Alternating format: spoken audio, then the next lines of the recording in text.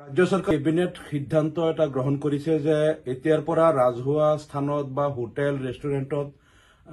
গোমাংস নিষিদ্ধ কৰিছে। আমি ভাবো ৰাজ্য চৰকাৰে তেওঁলোকে ৰাজ্যখনৰ উন্নয়ন কৰাত ব্যৰ্থ হৈছে আৰু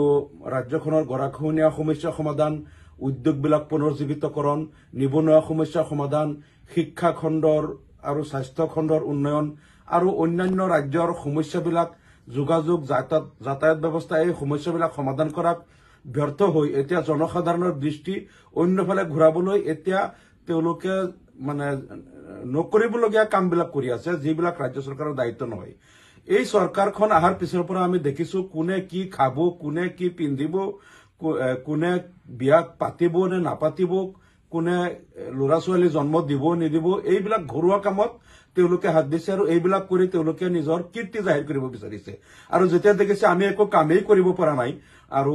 অহা নিৰ্বাচনত কি লৈ ৰাইজৰ ওচৰত যাম, তাৰপিছত তেওঁলোকে বিভিন্ন ঠাইৰ নাম পৰিৱৰ্তন কৰি কৰিমগঞ্জৰ ঠাইত শ্ৰীভূমি বা এনেকৈ নাম পৰিৱৰ্তন কৰি দেখুৱাই আছে যে আমি কিবা কাম কৰি আছো। আৰু এতিয়া তেওঁলোকে আকৌ ৰাজহুৱা স্থানত গোমাংস নিষিদ্ধ কৰাৰ এখন সিদ্ধান্ত গ্ৰহণ কৰিছে। মানে এই কথাবিলাকে প্ৰমাণ কৰে যে এই চৰকাৰখনে তেওঁলোকে উন্নয়ন কৰাত ব্যৰ্থ হৈছে আৰু সেইকাৰণেই তেওঁলোকে এনেকৈ কোনে কি খাব, কি পিন্ধিব, কোনে বিয়া পাতিব নাপাতিব, ল'ৰা ছোৱালী জন্ম দিব, খালি এইবিলাক লৈ লাগি আছে। আমি এতিয়াও আহ্বান জনাইছো চৰকাৰক যে আপোনালোকে এই জনসাধাৰণৰ ব্যক্তিগত জীৱনৰ বা এই তেওঁলোকৰ খোৱা পিন্ধা, বিয়া বাৰু পতা এইবিলাক বাদ দি কেনেকৈ সামগ্ৰিকভাৱে অসমখন উন্নয়নৰ পথত আগুৱাই নিব সেই বিষয়ে চিন্তা কৰক, তেনেহলে দেশৰ কল্যাণ হ'ব আৰু আপোনালোকক ৰাইজে ভাল পাব। ৰাজ্য চৰকাৰ কেবিনেট সিদ্ধান্ত এটা গ্ৰহণ কৰিছে যে এতিয়াৰ পৰা ৰাজহুৱা স্থানত বা হোটেল ৰেষ্টুৰেণ্টত গোমাংস নিষিদ্ধ কৰিছে। আমি ভাবো ৰাজ্য চৰকাৰে তেওঁলোকে ৰাজ্যখনৰ উন্নয়ন কৰাত ব্যৰ্থ হৈছে আৰু ৰাজ্যখনৰ গৰাখহনীয়া সমস্যা সমাধান,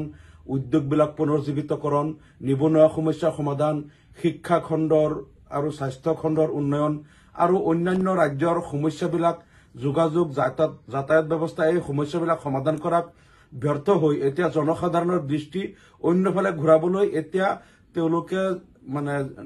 নকৰিবলগীয়া কামবিলাক কৰি আছে, যিবিলাক ৰাজ্য চৰকাৰৰ দায়িত্ব নহয়।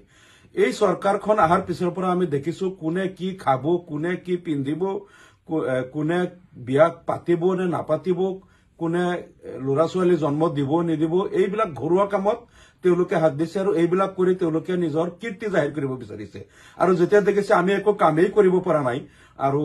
অহা নিৰ্বাচনত কি লৈ ৰাইজৰ ওচৰত যাম, তাৰপিছত তেওঁলোকে বিভিন্ন ঠাইৰ নাম পৰিৱৰ্তন কৰি কৰিমগঞ্জৰ ঠাইত শ্ৰীভূমি বা এনেকৈ নাম পৰিৱৰ্তন কৰি দেখুৱাই আছে যে আমি কিবা কাম কৰি আছো। আৰু এতিয়া তেওঁলোকে আকৌ ৰাজহুৱা স্থানত গোমাংস নিষিদ্ধ কৰাৰ এখন সিদ্ধান্ত গ্ৰহণ কৰিছে। মানে এই কথাবিলাকে প্ৰমাণ কৰে যে এই চৰকাৰখনে তেওঁলোকে উন্নয়ন কৰাত ব্যৰ্থ হৈছে আৰু সেইকাৰণেই তেওঁলোকে এনেকৈ কোনে কি খাব, কি পিন্ধিব, কোনে বিয়া পাতিব নাপাতিব, ল'ৰা ছোৱালী জন্ম দিব, খালি এইবিলাক লৈ লাগি আছে। আমি এতিয়াও আহ্বান জনাইছো চৰকাৰক যে আপোনালোকে এই জনসাধাৰণৰ ব্যক্তিগত জীৱনৰ বা এই তেওঁলোকৰ খোৱা পিন্ধা, বিয়া বাৰু পতা এইবিলাক বাদ দি কেনেকৈ সামগ্ৰিকভাৱে অসমখন উন্নয়নৰ পথত আগুৱাই নিব সেই বিষয়ে চিন্তা কৰক, তেনেহলে দেশৰ কল্যাণ হ'ব আৰু আপোনালোকক ৰাইজে ভাল পাব।